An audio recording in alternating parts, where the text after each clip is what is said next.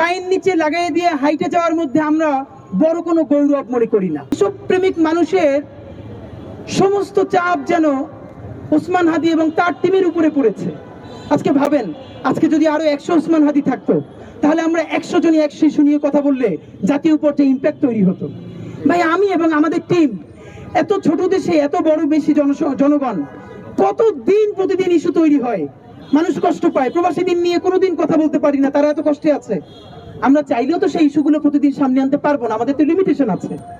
আজকে যদি আমাদের অনেকগুলো ওসমান হাদি থাকতো, অনেকগুলো ইনকিলাব মঞ্চ থাকতো, এক একজন এক একটা ইস্যু নিয়ে কথা বলতো, সবগুলো জাতীয় ইস্যু হতো এবং সমাধানের দিকে যেত। তা আপনাদেরকে বলি, এটা আমাদের জন্য নিশ্চয়ই আনন্দের না যে 56,000 বর্গমাইলের এই তাওহীদের জমিনে বিশ্বাস করবার মতো মাত্র হাতে গোনে 5-10টা ছেলে মেয়ে থাকবে। কেন?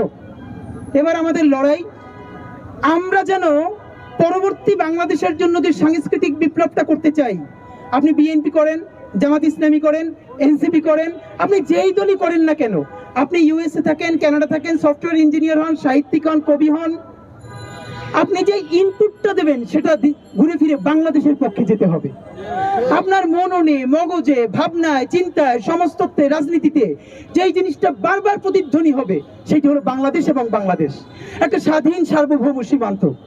আমরা সেই দেশটা আমরা ঘুরে ফিরে সবাই, মানে দেখেন, আজকে আমরা দিল্লির বিরুদ্ধে যে কথা বলি, তা তো আমরা দিল্লির ন্যারেটিভই বলি। কেন দিল্লির বিরুদ্ধে কথা বলতে গিয়ে আমাদেরকে আবার ইসলামাবাদের পক্ষ হয়ে কথা বলতে হচ্ছে? কেন? ঢাকা কোনো জমিন না?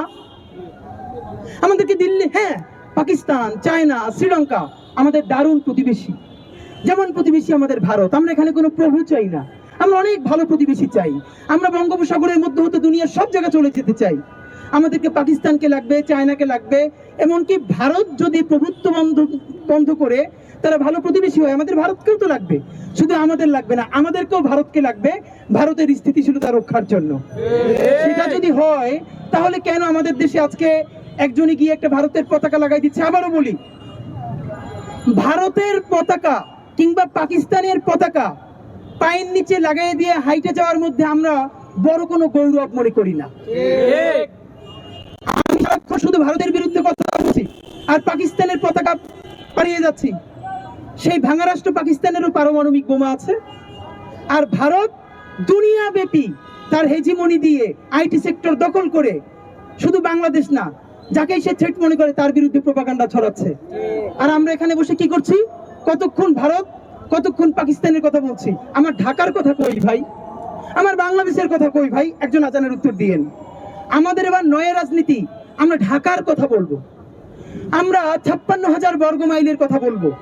আমার যে বন্ধুরা ভারতের আর পাকিস্তানের পতাকা আপনারা পাপোশ হিসেবে ব্যবহার করছেন, আপনাদেরকে একটা বিনীত অনুরোধ করি ভাই হিসেবে, এই সময়টা এইখানে ব্যয় না করে বাংলাদেশের পতাকাটা আরো কত উঁচুতে বাঁধা যায় সেইটার উপরে নজর দেন।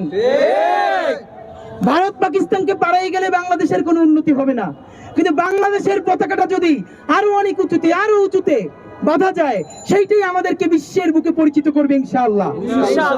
চলেন, আমরা কেউ বিএনপি করবো, কেউ জামাত করবো, কেউ এনসিপি করবো, যা ইচ্ছা তাই করবো, কিন্তু আমরা কোন দেশের তাবেদারি করবো না, গোলামি করবো না। আমাদের মননে, মগজে, চিন্তায়, ভাবনায় যেটা অনুরণিত হবে সেটা শুধুই বাংলাদেশ। এই জমিনটা এত স্বাধীন, আপনাদেরকে বলি, মুঘল আমলেও যখন সব দখল হয়ে গেছে, আমাদের 12 ভূঁইয়ারা কিন্তু এই স্বাধীন জমিনে তাদের বিরুদ্ধে লড়াই করেছেন। তারা কিন্তু মুক্তি দিয়ে লড়াই করেছেন, এই ঢাকা কারো তাবেদার হয়ে নাই।